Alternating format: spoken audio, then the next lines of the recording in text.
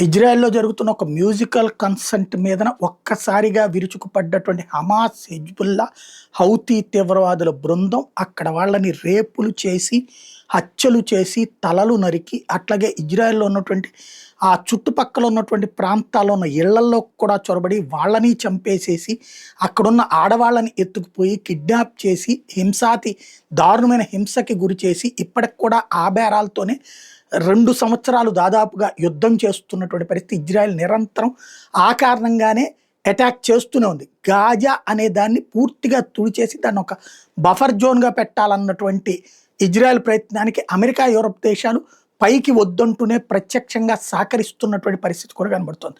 ఓవరాల్‌గా ఇప్పటిదాకా జరిగినటువంటి వ్యవహారంలో తాజా నివేదిక ఏంటయ్యా అంటే 67,000 మంది, 1,200 మంది ఇజ్రాయేలీని చంపినందుకు ప్రతీకారంగా 67,000 మందిని చంపింది. అలాగే 1,00,000 భవనాల్ని ధ్వంసం చేసింది.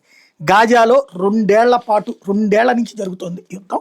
తమని ఒక్కరోజు దెబ్బతీసిన దానికి ఇజ్రాయెల్ చేసే ప్రతీకారం అట్లుంటది.